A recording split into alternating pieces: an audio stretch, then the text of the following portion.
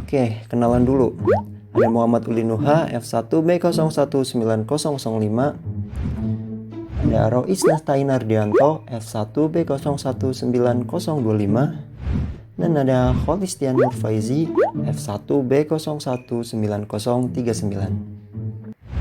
Pendidikan dan pengajar yang berkualitas, akses administrasi yang mudah di daerah, sarana transportasi yang nyaman, ketersediaan sumber air bersih di daerah, pengadilan yang bijak, dan kondisi ekonomi masyarakat yang sejahtera. Itu semua merupakan contoh hasil dari good local governance. Yaps, kali ini kita bakal bahas lebih dalam seputar good local governance. Tapi sebelum itu jangan lupa di like. Ya, pokoknya di like lah ya. Oke, kalau udah di like, kita lanjut ke materi ngomongin soal good local governance. Apa sih itu good local governance? Dari asal katanya kita tahu kalau itu dari bahasa Spanyol. Enggak, bercanda Inggris, bahasa Inggris ya teman-teman. Good local governance terdiri dari 3 suku kata. Yang pertama good artinya baik, lokal daerah, governance artinya kepemerintahan. Jadi kita bisa simpulin secara singkat, good local governance adalah kepemerintahan daerah yang baik. Ngomongin soal kepemerintahan daerah yang baik, bagaimana sih kepemerintahan yang baik itu? Secara umum, good governance merupakan tradisi dan institusi yang menjalankan kekuasaan dalam sebuah negara, termasuk proses bagaimana sebuah pemerintahan itu dipilih, dipantau, dan digantikan. Sambara Lukman memberikan definisinya mengenai good governance. Menurutnya, good governance merupakan penyelenggaraan pemerintahan negara yang solid dan bertanggung jawab, serta efektif dan efisien dengan menjaga kesinergian interaksi yang konstruktif di antara domain-domain negara, seperti pemerintah, sektor swasta, hingga masyarakat sipil. Selain itu, berkaitan pula dengan bagaimana pemerintah memformulasikan dan melaksanakan kebijakan secara efektif, serta bagaimana pengakuan masyarakat dan negara terhadap berbagai institusi yang mengatur interaksi di antara mereka.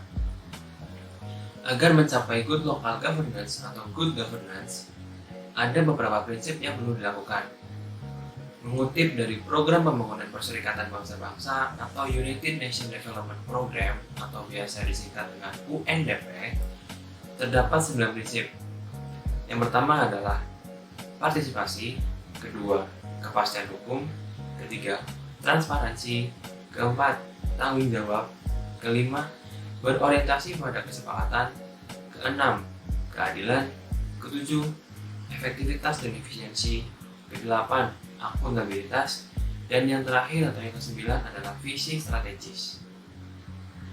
Prinsip-prinsip tersebut melekat pada sebuah kepemerintahan dalam sebuah negara, dalam rangka mencapai apa yang diharapkan oleh kepemerintahan tersebut. Nah, dari ke-9 prinsip tersebut, ada 3 loh prinsip yang paling penting. Yang pertama adalah partisipasi, kedua, transparansi, dan yang ketiga adalah akuntabilitas. Partisipasi merupakan perwujudan berubahnya paradigma mengenai peran masyarakat dalam proses pembangunan. Sementara transparansi merupakan terbukanya akses bagi semua pihak yang berkepentingan dalam mengakses segala jenis informasi, baik dalam bidang sosial, ekonomi, maupun politik. Informasi yang reliabel harus dapat tersedia dan dapat diakses oleh publik secara berkala. Hal ini berarti pula bahwa transparansi dibangun atas kebebasan arus informasi yang memadai dan disediakan untuk dipahami hingga pada masa mendatang. Sementara akuntabilitas merupakan kapasitas suatu instansi pemerintah untuk bertanggung jawab atas keberhasilan maupun kegagalannya dalam melaksanakan tugasnya, dalam rangka mencapai tujuan atau sasaran yang telah ditetapkan sebelumnya. Hal ini berarti pula bahwa setiap instansi pemerintah mempunyai kewajiban untuk mempertanggungjawabkan pencapaiannya dalam pengelolaan sumber daya, mulai dari perencanaan, implementasi, hingga proses pemantauan dan evaluasi. Dari penjelasan Mas Tian, kita tahu ada 9 prinsip kepemerintahan agar dianggap good. Partisipasi, kepastian hukum, transparansi, tanggung jawab, kesepakatan, keadilan, efektif dan efisien, akuntabilitas, dan visi strategis. Dari 9 itu ada 3 yang utama. Pertama, ada partisipasi, yang kedua, transparansi, dan yang ketiga, akuntabilitas. Lalu, aspek apa aja sih yang dibutuhkan dalam melaksanakan kepemerintahan yang baik? Aspek-aspek yang diperlukan untuk melaksanakan good governance atau good local governance itu sendiri diantaranya seperti kewenangan, legitimasi, dan representasi. Kewenangan merupakan hak pemerintah untuk membuat suatu keputusan dalam bidang tertentu dan harus memperhatikan keterlibatan persepsi masyarakat dalam tindakan yang perlu dilakukan oleh pemerintah. Sedangkan legitimasi merupakan kepercayaan masyarakat terhadap pemerintah yang diperoleh karena masyarakat mengakui bahwa pemerintah telah menjalankan perannya dengan baik atau mempunyai kinerja yang baik dalam menjalankan kewenangan tersebut. Sementara yang terakhir adalah representasi, diartikan sebagai hak untuk mewakili pengambilan keputusan bagi kepentingan golongan lain berkaitan dengan alokasi sumber daya. Kemudian, dalam kaitannya dengan otonomi daerah, good governance dalam praktiknya adalah menerapkan prinsip penyelenggaraan pemerintahan yang baik dalam setiap pembuatan kebijakan dan pengambilan keputusan serta tindakan yang dilakukan oleh birokrasi pemerintah daerah dalam menjalankan fungsi pelayanan publik. Keberhasilan otonomi daerah sendiri terletak pada peningkatan pelayanan dan kesejahteraan masyarakat yang semakin baik, kehidupan demokrasi yang semakin maju, keadilan, pemerintahan, serta adanya hubungan yang selaras antara pusat dan daerah serta lintas daerah. Dapat disimpulkan bahwa good governance sendiri bukan hanya terbatas pada bagaimana pemerintah dapat melaksanakan kewenangannya dengan baik, melainkan terdapat berbagai hal yang lebih kompleks, yaitu tentang bagaimana masyarakat dapat berpartisipasi dan mengontrol pemerintah untuk menjalankan kewenangan tersebut dengan baik. Yaps, dari penjelasan Mas Ulin ada 3 aspek yang dibutuhkan, yaitu kewenangan, representasi, dan legitimasi. Tata kelola pemerintahan daerah yang baik pada era modern saat ini, masyarakat bukan hanya sekedar sebagai penerima manfaat, melainkan masyarakat berperan sebagai agen pembangunan yang memegang peranan penting dalam menciptakan kesejahteraan bersama. Kualitas hubungan antara pemerintah dengan masyarakat yang dilayani dan dilindungi menjadi hal yang penting. Pola hubungan yang baik perlu diciptakan dan dijaga bersama. Pola hubungan baik yang pertama terwujud melalui proses suatu pemerintahan yang dipilih oleh masyarakat, sehingga pemerintah mendapat kepercayaan untuk memimpin pembangunan. Selanjutnya, pola hubungan baik yang kedua tercipta dengan melibatkan masyarakat dalam proses pengambilan keputusan. Partisipasi masyarakat dibutuhkan agar program yang tercipta mendapat dukungan dari masyarakat. Kehadiran 3 domain yakni pemerintah, swasta, dan masyarakat sipil sangatlah penting untuk memastikan bahwa proses pembangunan dapat memberikan manfaat bagi masyarakat. Nah, materi kan udah, sekarang kita lanjut ke contoh nyata penerapan good local governance. Contohnya ada di wilayah pemerintah Kabupaten Banyumas, yaitu yang dilakukan oleh Dinas Penanaman Modal dan Pelayanan Terpadu 1 Pintu DPM PTSP Banyumas. DPM PTSP merupakan dinas yang mempunyai tugas membantu gubernur dalam melaksanakan urusan pemerintahan bidang penanaman modal yang menjadi kewenangan daerah dan tugas pembantuan yang ditugaskan kepada daerah. Penerapan good local governance di DPM PTSP Kabupaten Banyumas dapat dilihat dari program yang dilakukan oleh setiap bidangnya.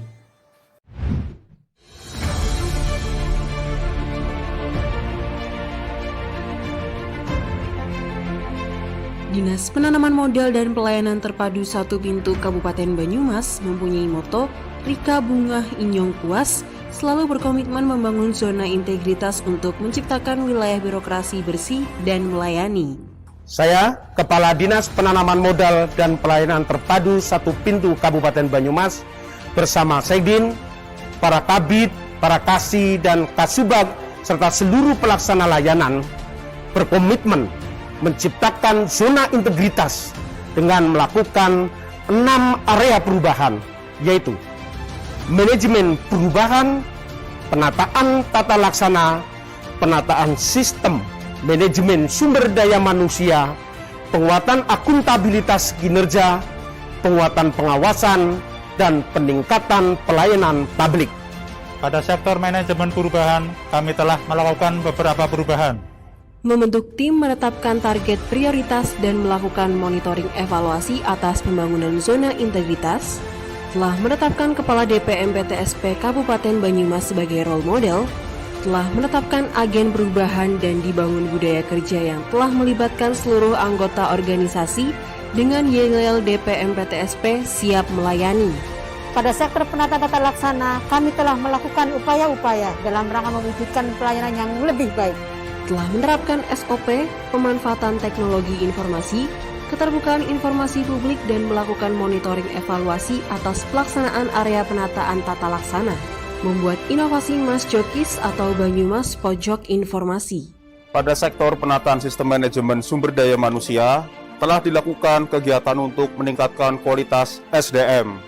Menyusun kebutuhan pegawai, melakukan mutasi pegawai, melakukan training need analysis, menetapkan kinerja individu, melaksanakan pengembangan kompetensi, mengimplementasikan kode etik pegawai, serta melakukan monef atas pelaksanaan area perubahan sistem manajemen sumber daya manusia.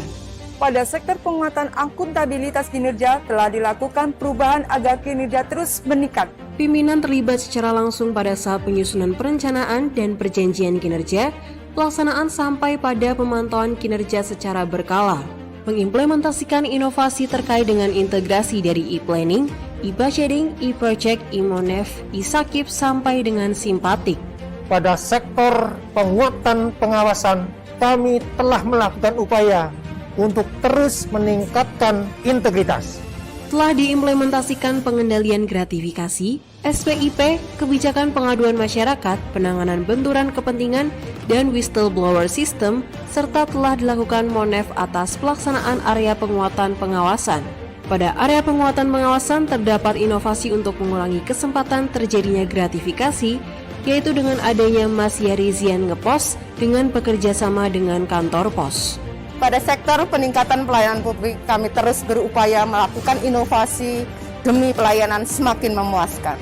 Terdapat kebijakan standar pelayanan dan telah dimaklumatkan keterbukaan informasi layanan melalui berbagai media, terdapat sistem reward and punishment bagi petugas pelayanan, pemberian kompensasi kepada pengguna layanan, telah dilakukan survei kepuasan masyarakat yang dievaluasi secara berkala, meningkatkan jumlah gerai-gerai layanan di MPP Kabupaten Banyumas.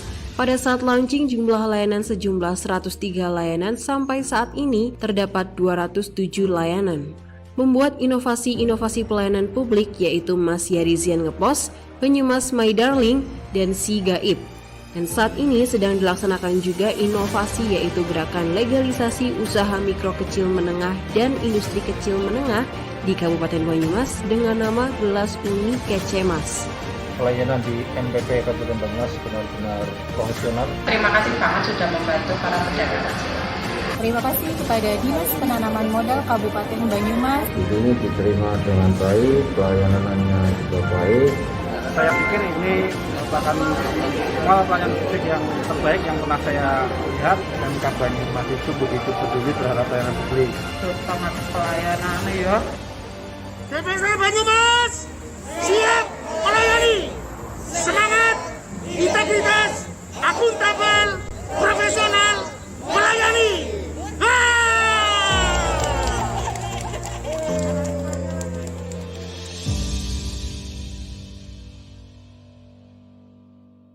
Yap, itu dia contoh nyata penerapan good local governance sekaligus menjadi akhir pembahasan kita.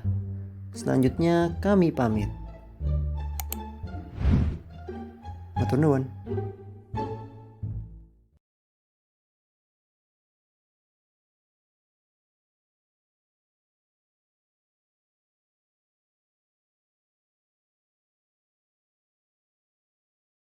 Sih